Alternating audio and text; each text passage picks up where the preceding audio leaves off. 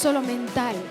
No es mental, es corazón a corazón, es espíritu a espíritu. Jesús dijo: permanezcan en mí y yo permaneceré en ustedes. Pues una rama no puede dar frutos si está cortada de la vid, ¿verdad? Así también dice, ustedes no pueden dar frutos si no permanecen en mí.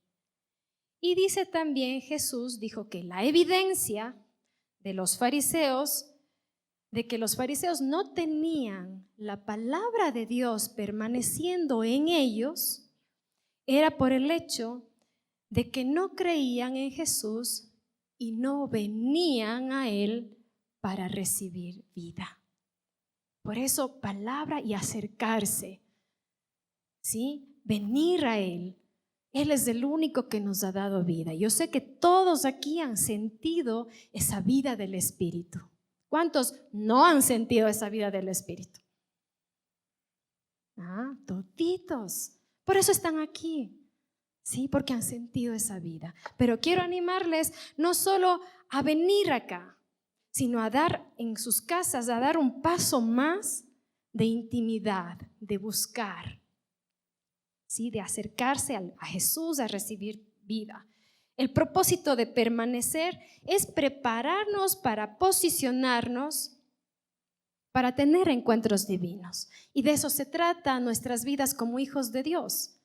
Necesitamos tener encuentros. Sin encuentros no hay transformación. Sin encuentros no hay cambios. Sin encuentros seríamos vacíos, estuviéramos fríos. No habría quizás muy claro el propósito. Necesitamos encuentros, es una necesidad. Como necesitamos comer, necesitamos tener encuentros, ¿sí? Vivimos en esos dos mundos, físico y espiritual.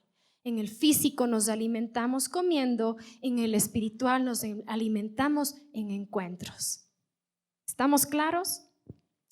Ok, esto era solo un preámbulo que quería decirles, pero de ahí yo quiero hoy hablarles, más que darles un mensaje, quiero enseñarles de algo. Yo le he estado pidiendo a Dios, he estado meditando, he estado orando y me llamó la atención un tema y lo he estado aplicando en mi vida. Y hoy quiero hablarles, entre paréntesis les cuento que yo estudié turismo, ¿sí? Y por eso lo he puesto a mi charla como guía de turismo, un turismo por el tabernáculo. Permítanme desenvolverme como guía de turismo, ¿les parece? Entonces quiero guiarles a ustedes a un turismo por el tabernáculo. Y como el tabernáculo es un modelo de acercamiento a Dios. Pongan mucha atención. ¿Sí? El tabernáculo es nuestra mente y sentidos físicos, por un lado, no pueden recibir la plenitud de lo que Dios quiere decirnos, de lo que Dios tiene para nosotros. Físicamente no recibe, ¿verdad? Es solamente a través de la operación del Espíritu Santo que vive dentro de nosotros. Entonces, en este momento, llénate, abre tu corazón y dile: Espíritu Santo, solo por medio de ti yo puedo tener experiencias y revelación de tu plenitud. Primera de Corintios dice, Primera de Corintios capítulo 2, versículo 9 al 10 dice, a eso se refieren las escrituras cuando dicen: ningún ojo ha visto, ningún oído ha escuchado, ninguna mente ha imaginado lo que Dios tiene preparado para quienes lo aman. Pero fue a nosotros a quienes Dios reveló esas cosas por medio de su Espíritu, pues su Espíritu investiga todo a fondo y nos muestra los secretos profundos de Dios. ¿Quién nos muestra los secretos profundos de Dios? El Espíritu Santo. Y ese es el privilegio que tenemos, conocer, descubrir esos secretos. Yo les he enseñado, ¿quién ha escuchado de mí cuando les he dicho las 4 claves para escuchar la voz de Dios? Solo hace su mano. ¿Quién ha escuchado? ¿Ya? Algunos, yo sé que algunos. Muy bien. Hay 4 claves para escuchar la voz de Dios. La primera, estar quietito y no hacer nada. A veces cuando venimos a la presencia de Dios hablamos, pero no le damos chance a escuchar la voz de Él. Entonces, lo primero que hacemos es aquietarnos. Segundo, poner nuestros ojos en Jesús. Y ahí podemos usar una historia de la Biblia y meterte tú en la historia. Y en vez de fulano de tal de la Biblia, estás tú. Y pones tus ojos en Jesús. Y entonces le preguntas algo.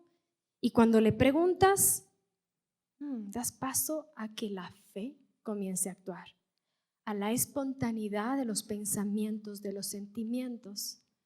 Y entonces estás ahí y con eso que sientes, comienzas a escribir.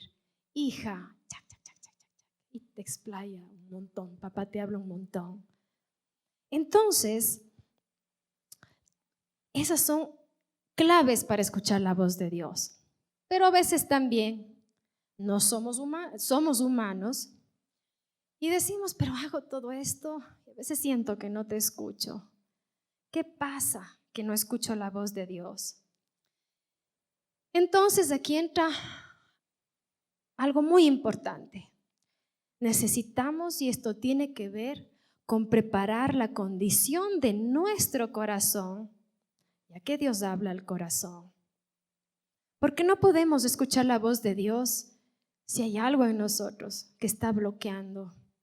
Si haya habido algún roce con el esposo o con alguien, si he hecho algo malo yo y solo Dios sabe, hay un bloqueo. Entonces, escuchar la voz de Dios tiene que ver mucho con aprender a preparar nuestro corazón. Bíblicamente hablando, de lo que yo he visto, hay 3 patrones, 3 formas para acercarse a Dios y escucharle hablar. La primera, la que me encanta, y pueden anotar si desean, está en el libro de Habacuc, capítulo 2. Y de aquí hemos sacado las claves para escuchar la voz de Dios.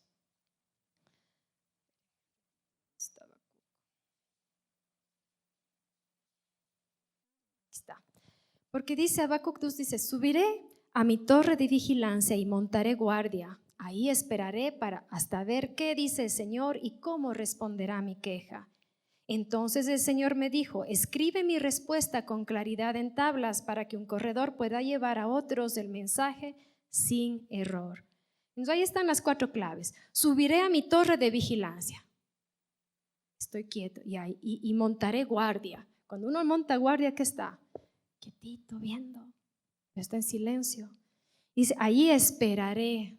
Esperas hasta ver qué dice el Señor y cómo Él responde a mi corazón, a mi pregunta, a lo que tengo. Y entonces el Señor me dijo, dice, escribe mi respuesta. Por eso es el diario, escribe mi respuesta, lo que Dios te habla. Entonces, esta es una forma, un patrón de acercarse a Dios. Pero también hay en Hebreos capítulo 10, versículo 22, también dice, entremos directamente a la presencia de Dios, con corazón sincero y con plena confianza en Él, pues nuestra conciencia culpable ha sido rociada con la sangre del Cordero, la sangre de Jesús, a fin de purificarnos, y nuestro cuerpo ha sido lavado con agua. Tenemos toda la confianza para entrar a la presencia de Él. Y el tercero es que es por medio de la experiencia del tabernáculo. Yo lo he llamado la experiencia del tabernáculo. Fíjense que el tema del tabernáculo creo yo que es muy importante en la Biblia porque tiene más de 50 capítulos que hablan del tabernáculo.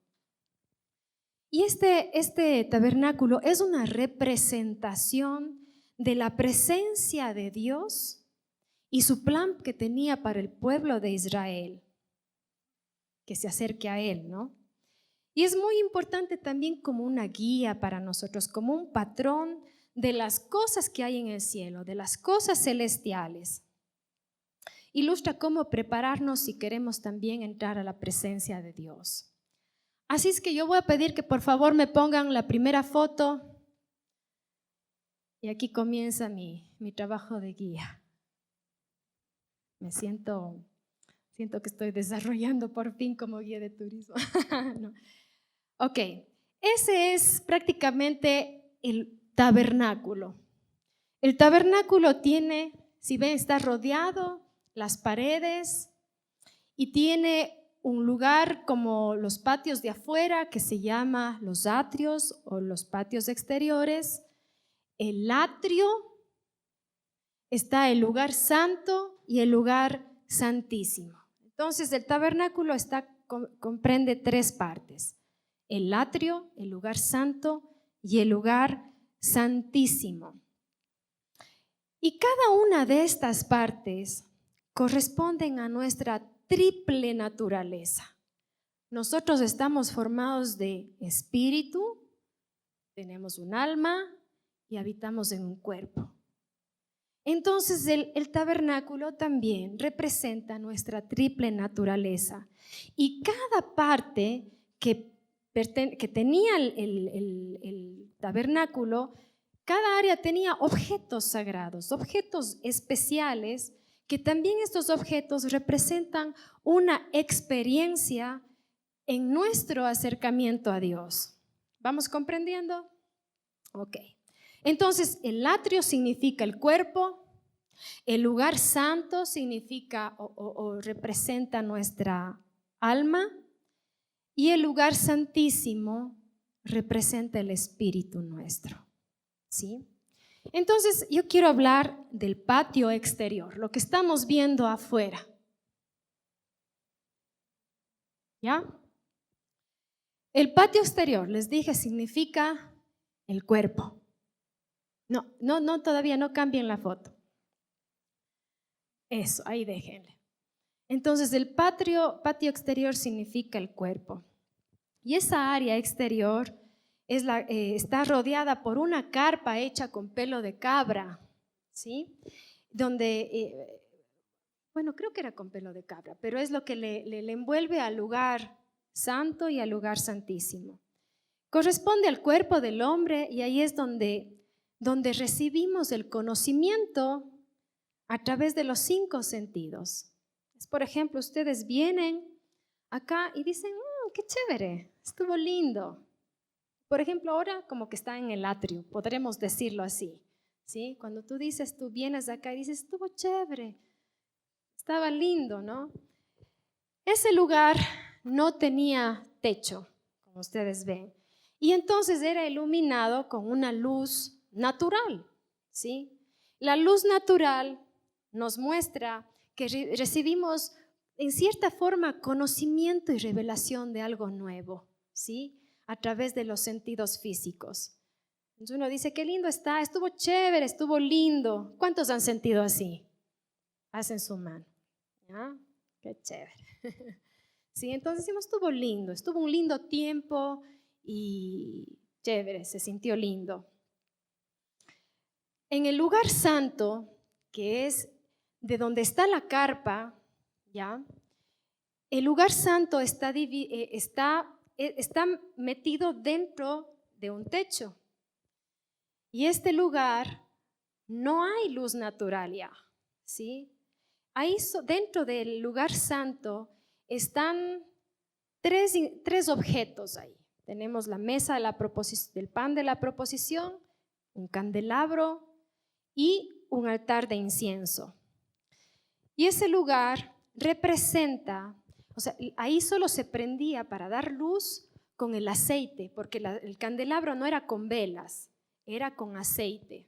Y el aceite representa el Espíritu Santo. Y entonces solo era él iluminado con la luz, con la lámpara de aceite. Y ahí representa el Espíritu Santo revelando verdades a nuestra mente.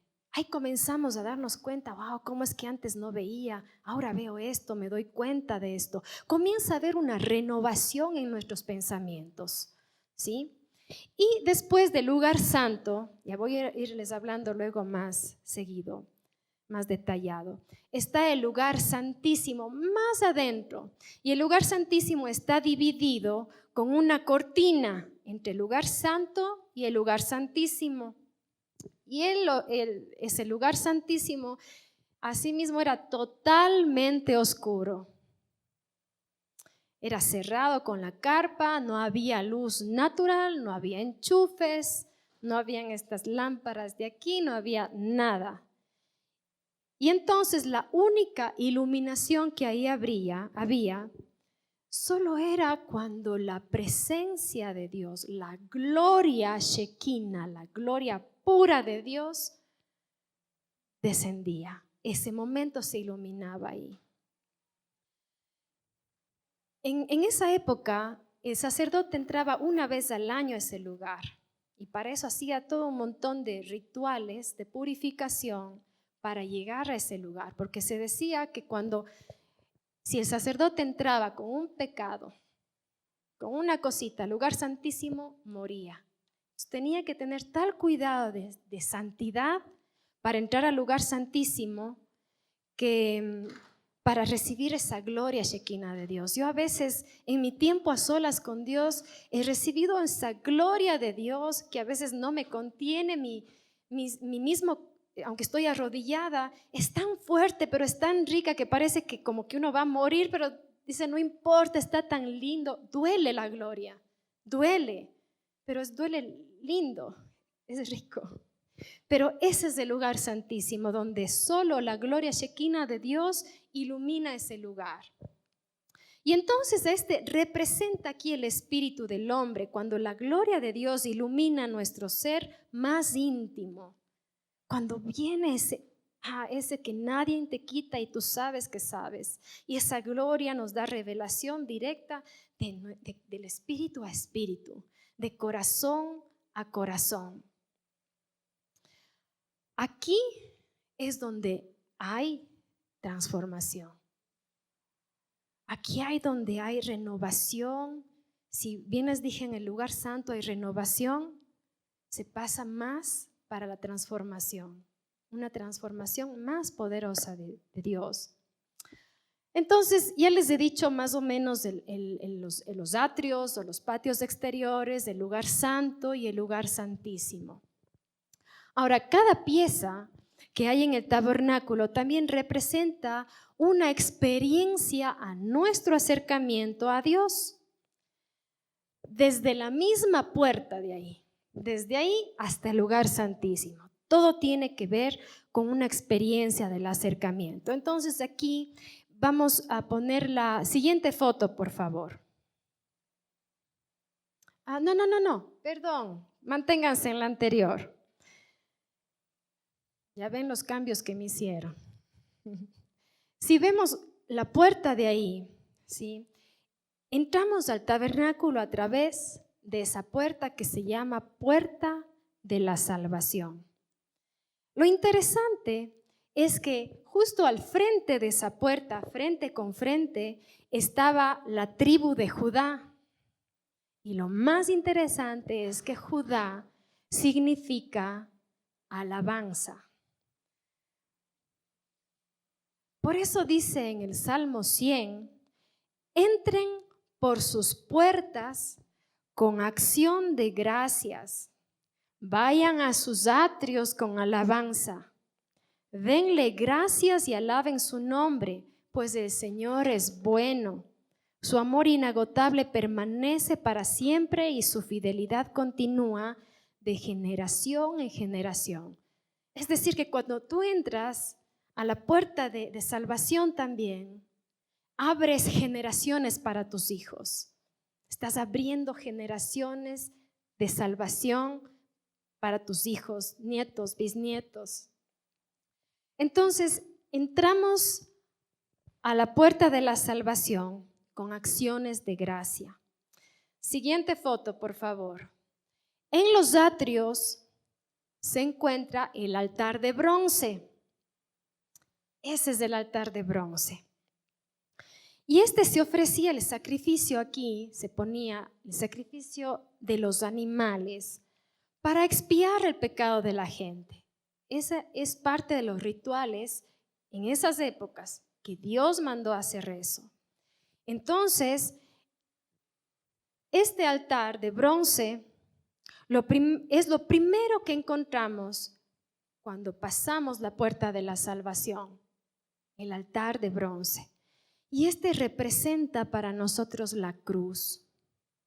Yo les estoy contando lo del Antiguo Testamento y lo que representa para nosotros, para poder ir entendiendo nuestro acercamiento a Dios. Y entonces representa la cruz como Jesús fue el Cordero de Dios. Todos sabemos que quitó el pecado del mundo.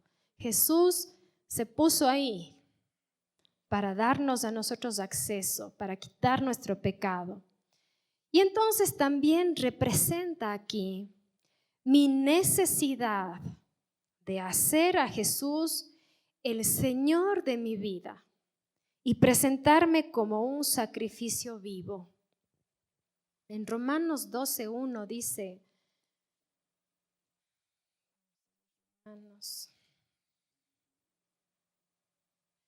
Romanos 12:1 dice, amados hermanos, les ruego que entreguen su cuerpo a Dios por todo lo que Él ha hecho a favor de ustedes, que sea un sacrificio vivo y santo, la clase de sacrificio que a Él le agrada. ¿Sí?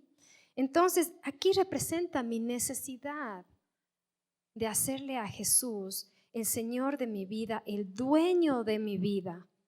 Ya fuimos salvos, está bien, tenemos vida eterna, estamos entrando a la presencia de Dios, a escuchar su voz. Ahora necesitamos ser sacrificio, hacerle a Jesús el dueño de mi vida. Hacerle a Jesús el dueño de mi vida significa rendirle mi voluntad. Cuando Pablo dijo, ya no vivo yo, mas Cristo vive en mí. Rendirle mi voluntad a Él. Señor, tú tienes, mi voluntad es tuya, que se haga lo que tú quieras, no lo que yo. Jesús dijo que se haga tu voluntad, mas no la mía. ¿Sí? Así fue como Él se ofreció como un sacrificio para nosotros. Así también Jesús nos pide que nos ofrezcamos a Él. Ahora, muchas veces, comenzando aquí en este altar, aquí es donde muchas veces queremos evitar pasar por aquí. Porque esto significa el dar mi voluntad, que se haga tu voluntad y no la mía, significa morir a mí, morir a ti. Y eso es lo que muchas veces no queremos. Queremos que se haga tu voluntad, pero también la mía. Y morir no es fácil. Menguar lo que queremos y desear su voluntad. Y saben que nuestra voluntad, mi voluntad, puede contaminar el fluir espontáneo desde dentro. Mi voluntad puede contaminar lo que Dios quiera decirme. Si no rendimos nuestra voluntad, la única voz que escuchamos en nuestro espíritu será la de uno mismo. Y ahí es un arma de doble filo, porque si escucho mi voluntad, puedo estarme autoengañando y después pensar que era la voluntad de Dios. Y no ha sido, era la mía. Sí, entonces necesitamos morir, incluso si tenemos una necesidad, morir a lo que yo quiero y Señor, muéstrame qué es lo que tú quieres, cuáles son tus formas, cuál es tu modelo, qué es lo que tú deseas conmigo. Yo quiero esto, pero te rindo y estoy abierta a ti. ¿Ya? Entonces debemos reconocer aquí el señorío de Jesús en nuestras vidas, si queremos experimentar una verdadera comunión con Él. Después de este altar de incienso, del altar de bronce, nos encontramos también con el lavador de bronce. Siguiente, eso, el lavador de bronce. Véanle bien. Los sacerdotes en esa época, después de sacrificar las ovejas y antes de entrar al lugar santo, ¿sí?, se lavaban las manos y también los pies. Y este lavador es lo que representa la palabra de Dios. Esto, la palabra de Dios. En Efesios capítulo 5, 26 dice que Jesús nos limpia y nos santifica al lavarnos mediante la purificación de la palabra de Dios. Y yo sé que tú sabes que cuando has leído la Biblia, algo te toca. Y dices, así es. Y es más, dices, perdón, Señor. Y Él te comienza a purificar esa área. Te comienza a transformar. ¿Sí? Entonces, antes se lavaban ahí, nosotros nos lavamos por medio de la palabra. Es decir, yo me lavo aplicando el logos, la palabra escrita de Dios a mi vida. Y al aplicar la palabra escrita tiene un efecto purificador, limpiador en mí, renovador. Es muy interesante también que el material que se usó para este lavador de bronce era hecho de espejos y de espejos que las mujeres hebreas donaron para la construcción del tabernáculo. ¿Por qué digo que es muy importante? ¿Qué tiene que ver los espejos? Santiago 1, 22 al 25 dice, si escuchas la palabra, recuerden, aquí esto simboliza la palabra, lavarnos con la palabra de Dios. ¿Y qué tiene que ver los espejos? Si escuchas la palabra, pero no la obedeces, sería como ver tu cara en un espejo. Te ves a ti mismo, luego te alejas y te olvidas cómo eres. Es increíble. ¿Están entendiendo? ¿Me estoy haciendo explicar? ¿Entender? Mientras leemos la Biblia, Dios nos pone un espejo a nuestro corazón y nos muestra cómo realmente nos vemos nosotros, cómo estamos.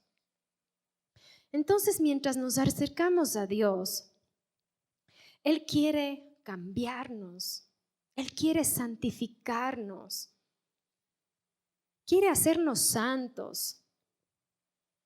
Cuando aplicamos su logos, su palabra que nos lava de continuo.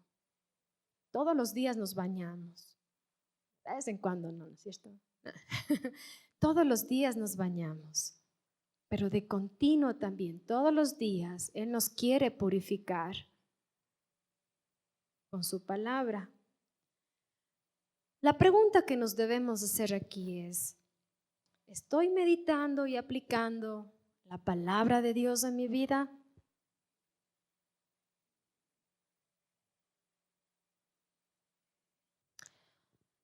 Ok, continuando por el tabernáculo.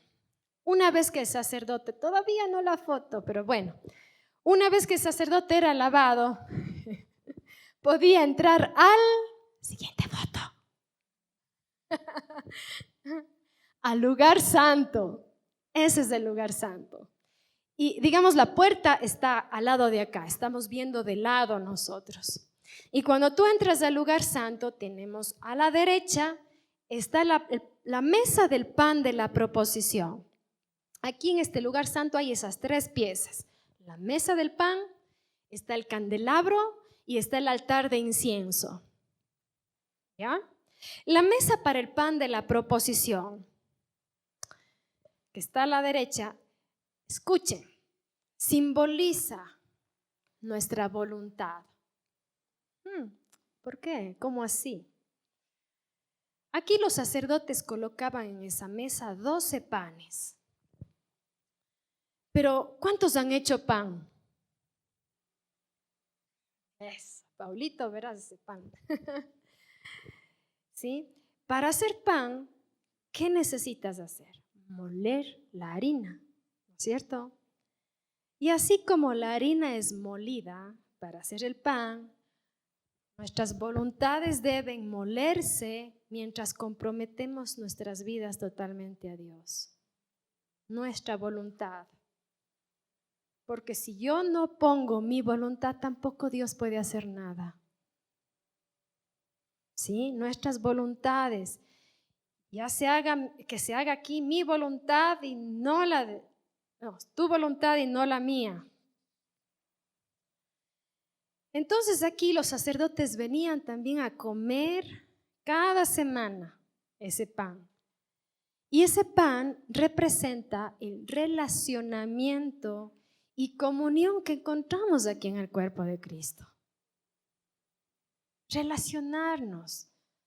Y aquí les abro una invitación a que me inviten cuando quieran a sus casas. Me encanta relacionarme. A Bolívar y a mí nos encanta. Ya nos estamos colando, ya están colando. Pero es porque nos encanta relacionarnos con ustedes. ¿Sí? Esto representa el relacionamiento, y no solo de Bolívar y mío, del cuerpo de Cristo en general.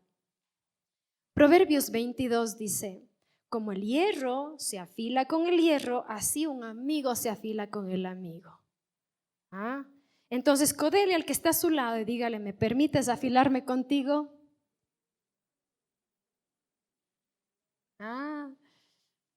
Entre unos y otros nos afilamos, ¿no? El carácter va siendo moldeado.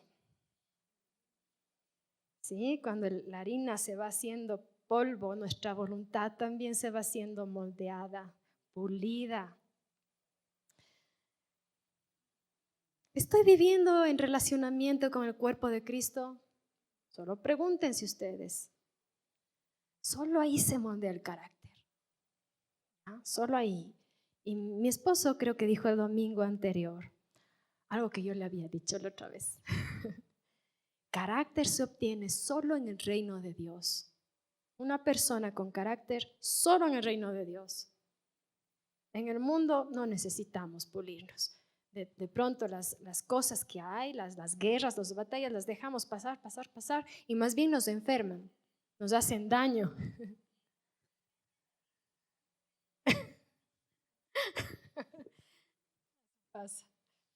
Entonces en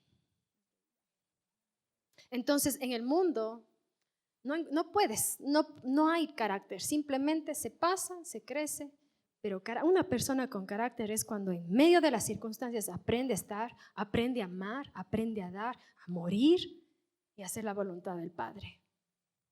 ¿Sí? Ahora, en ese mismo lugar santo, también al frente de la mesa, recuerden que la mesa del pan significaba la voluntad. ¿Sí? Aquí el lugar santo todo tiene que ver con el alma. Y en el alma está la voluntad. Al frente de la mesa está un candelabro de los 7 bracitos, ¿no es cierto? Les dije que este candelabro solo se prendía con aceite, ¿sí? Y el candelabro representa, en cambio, la mente. Una está la voluntad del pan, el candelabro, la mente. La mente, el cual es iluminada por el Espíritu Santo mientras estudiamos la palabra. De hecho, lo que les estoy dando, este mensaje que les estoy compartiendo, lo hice desde este lugar santo, porque medito, estudio, leo, releo y le pido a Dios que me hable. Es aquí donde permitimos, en el lugar santo, y en este momento le pedimos al Espíritu Santo que nos dé esa revelación, que nos hable. Entonces, el candelabro, ¿estoy diciendo bien? Sí, candelabro, fíjense, está formado de oro batido. De oro batido. Y esto, ¿saben qué representa? ¿Por qué de oro batido? ¿Cómo así no solo de maderita cubierto con oro? Porque el candelabro representa, y este oro batido, el cultivo de nuestras mentes. Así como el oro es formado y moldeado a su diseño, nuestros patrones de pensamiento, nuestros paradigmas, son formados bajo la iluminación del Espíritu Santo. Aquí es cuando renovamos nuestros patrones aprendidos y somos cambiados. ¿Sí? Aquí estudiamos, analizamos, organizamos en dependencia del Espíritu Santo, no a solas. No hago yo lo mío ya y esto creo y esto pienso yo. No, es en dependencia del Espíritu Santo. ¿Ya? Entonces, aquí es cuando usamos esas 4 claves que les había dicho para escuchar la voz de Dios. Estar quietos, poner nuestros ojos en Jesús, dejar espontaneidad y escribir. Y eso es lo que compartimos, eso es lo que damos, eso es lo que tú puedes hacer. Y no solo con el propósito de compartir, porque esto primeramente a mí me edifica, esto me dio a mí, y lo que me dio a mí, les doy a ustedes. ¿Sí? Ahora, la iluminación de la palabra de Dios, yo creo que nos ha pasado a todos también. Pero aquí necesitamos aprender a depender de ese soplo del Espíritu Santo en nuestro proceso de pensamiento, para guiar a nuestro razonamiento y ayudarnos aquí a tomar buenas decisiones. No mis decisiones, no de mi voluntad, sino buenas decisiones. Dios quiere que tú tomes de todas las buenas decisiones que puedas tener, la mejor y aprender a escuchar su voz. También ahí donde está ese sacerdote, justo ahí está el altar de incienso. Les había dicho que el lugar santo nuevamente corresponde al alma. Y en el alma está la voluntad, la mente y el altar del incienso que corresponde a nuestras emociones. ¿Ya? Lo interesante es que cada lado del altar tenía las mismas dimensiones y también era cubierto con oro. Aquí lo que hacía el sacerdote, quemaba una ofrenda en la mañana y en la tarde. Pero el incienso ahí representa la adoración del pueblo de Dios. O sea que cuando ustedes vienen acá y adoramos, están ofreciendo alabanza, incienso, estamos prendiendo nuestro incienso a Él. Y Dios olía. También nuestras alabanzas Él las huele. Por eso en el comienzo les dije, presentando nuestros cuerpos como sacrificio vivo. Ay, es que a mí me cuesta alzar las manos. No. Presentar nuestros cuerpos es ir dar ese paso. Es alabado eres tú. Te amo, Jesús. A mí solo el piano un poco me impide. Pero si no estuviera en el piano, estuviera yo danzando, bailando, moviendo, lo que sea. Por eso sean libres de estar aquí. Porque no es para el hombre que tú estás haciendo, no es al ser humano que tú estás alabando, es a tu Padre, al Rey de Reyes, al Todopoderoso, al Dios único, al que dio su vida por ti. Sí, es el que sacrificó su vida para que tú tengas vida. Entonces, es aquí ¿dónde estaba? El sacerdote quemaba este incienso como una ofrenda a Él. Entonces el incienso representa la adoración del pueblo de Dios y la adoración es el camino para entrar al lugar santísimo. Por eso está la mesa justo al pie de la cortina. Esa es la cortina que divide al lugar santísimo.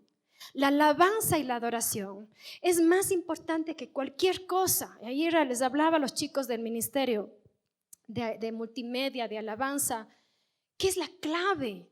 Porque aunque ellos estén acá en los instrumentos, allá con las máquinas, la multimedia y todo, todos permitimos que genere la alabanza, que haya música, que haya adoración. ¿Pero para qué? Para que ustedes adoren. Les abrimos las puertas, la oportunidad para que adoren. No se queden así solo de manitos cruzadas. ¿Ya? La alabanza, la adoración es lo que te lleva a ese lugar santísimo, lo que llevaba a la adoración. Cuando hacemos ese sacrificio de adoración, ¿sabes qué pasa también? Porque podemos venir acá, y ya les voy a contar algo que me pasó. Pero nuestras emociones están bajo el control del Espíritu Santo y entran en un equilibrio. Hace un par de años tuvimos un evento y mi esposo fue a recibirle a la persona que venía de Canadá, fue a recibirle en Guayaquil. Para eso nos habían prestado un carro y se fue mi esposo y mi hijo, Juan David, el que estaba tocando aquí la batería, la guitarra. Y resulta que en la ida tuvieron un accidente. Gracias a Dios que nos prestaron ese carro, porque no fue nuestro. No, sino porque si iban en el nuestro morían. Gracias a Dios que nos prestaron ese carro. Claro que es que duro lo que nos pasó, ¿ya? Pero aparte de esto, estuvieron ilesos, no les pasó nada. Pero ¿qué pasa? Teníamos que ir a ver al conferencista acá con tantas cosas, moviéndonos con logísticas, instrumentos, con todo. Porque era a nivel de nacional, a nivel de la ciudad, no me acuerdo si era nacional. Sí, vinieron gente de otros lados también. Y entonces mi esposo viene y no hubo tiempo de decir, Bolívar, no había ni tiempo de llorar, porque yo quería llorar. Decía, mi hijo, ¿cómo estás? Bolívar, ¿cómo estás? Y ahora el carro, ¿con qué pagamos? Era durísimo. Y ya, la persona acá, ya el Congreso, ya el por aquí. Yo tenía que traducir. Qué duro, qué duro. Pero le ofrecí a Jesús un sacrificio de alabanza, de adoración. Y entonces mis emociones se pusieron bajo el control del Espíritu Santo. Y entonces lo que me estaba pasando, lo que yo venía, quedó a un lado. Ofrecí sacrificio de alabanza. Pude traducir con paz, porque uno para traducir es diferente. Traducir así nomás que desde acá es diferente. Y entonces, pasando cosa por cosa de ese evento, traduciendo, compartiendo, porque vinieron también gente de Canadá, de Brasil, y todo eso no fue fácil. Pero cuando tú ofreces sacrificio de adoración, tu mente, tus emociones se ponen al control del Espíritu Santo. Y eso es lo interesante, que ese altar, aunque ahí le veo como rectangular de acuerdo a la Biblia, tenía las mismas medidas. Y las medidas significa que hay un balance en tu vida. Hay un balance en la mente, en la voluntad y en las emociones. ¿Cuántas veces venimos? Yo vine esa ocasión, me pasó esto, fue feo. Pero también podemos venir con otras situaciones ustedes, ¿verdad? ¿Cuántas veces de pronto venimos discutiendo con el esposo o algo nos ha pasado? Pero en medio de ese tiempo, cuando tú ofreces y dices, Señor, toma mi voluntad, yo te entrego mi vida como un sacrificio vivo para ponerte a ti primero. Entonces comienza a haber un balance en mis emociones, en mis alma y en mi mente. Entonces estas tres piezas son los atributos del alma. El lugar santo tiene los atributos del alma, que es donde nuestra vida es la que enfrenta esas batallas. La mente, la voluntad y las emociones. Entonces la mesa del pan ilustra el señorío de Jesús sobre mi voluntad. El candelabro, dije bien, candelero, representa el señorío de Jesús en mi mente. Y el altar de incienso tiene que ver con el señorío de Jesús en mis emociones. ¿Les está sirviendo esto? En la vida práctica es difícil cuando enfrentamos esas presiones en la vida. Y aquí es cuando por lo general tendemos a irnos del optimismo al pesimismo, de la fe al temor. Y estamos columpiándonos del gozo a la desesperación.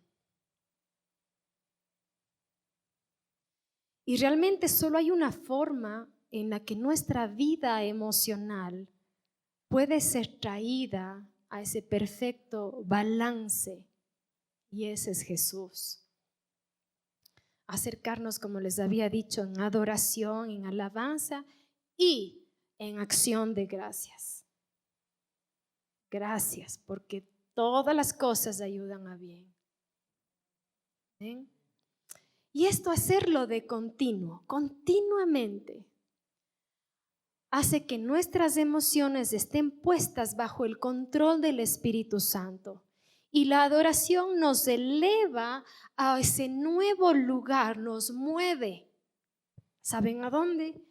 A experimentar el lugar santísimo, que representa el espíritu del hombre. Así es que vamos a la siguiente foto, por favor. Nuestra adoración nos lleva a ese lugar santísimo. En el lugar santísimo, de acuerdo a la Biblia, en el tabernáculo, solo un velo, ese que habíamos visto, separaba del lugar santo al santísimo. Y ahí no había luz de ninguna forma. Y este lugar santísimo representa nuestro espíritu.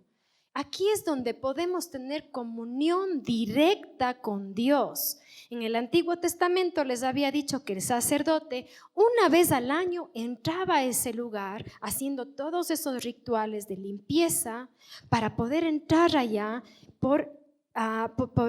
llamaban el día de la expiación, el día donde él entraba para pedir perdón por nuestros pecados.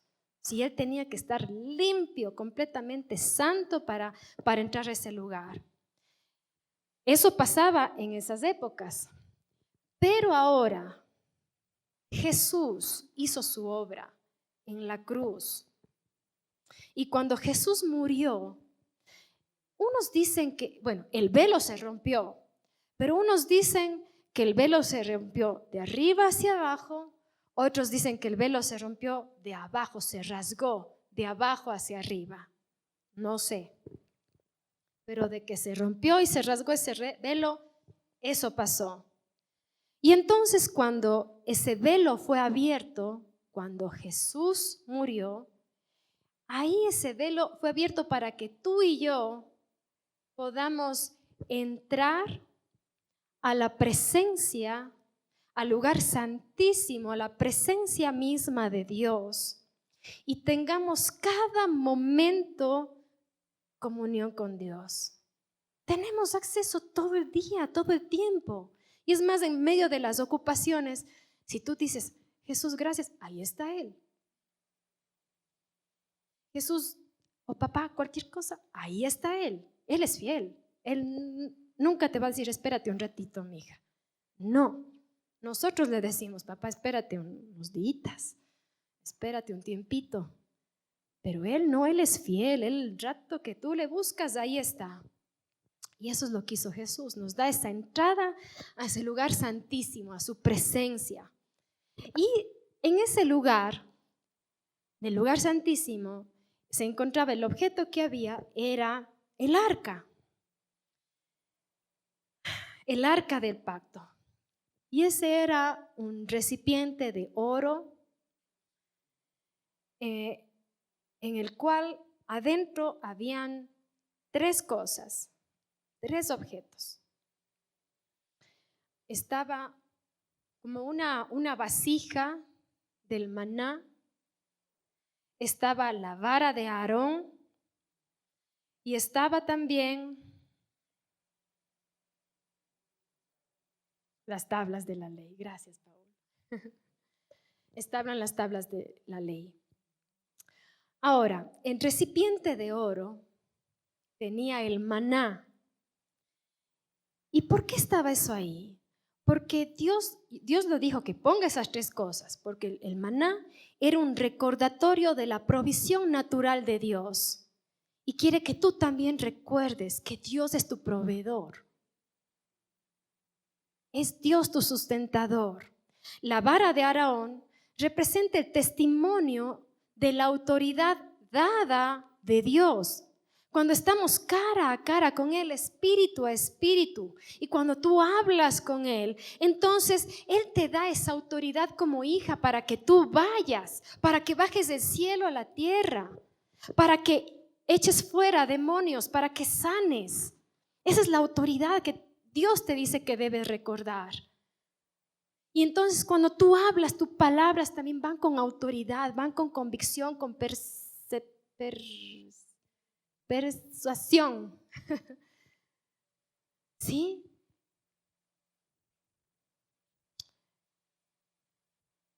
Y las tablas del pacto representan ahí los 10 mandamientos, todos sabemos, ¿no? Esas tablas eran hechas de piedra. Y representan los 10 mandamientos, que a la vez es la ley de Dios, ¿no es cierto? Y la ley de Dios era el estándar de santidad que se necesitaba para encontrarse con Dios. La misma cosa, no por ser hijos de Dios y que vivimos por gracia, porque ahora ya no vivimos por ley. Jesús, cuando rompió ese velo, hizo de que la ley también se rompa y nos da la gracia, el vivir por gracia.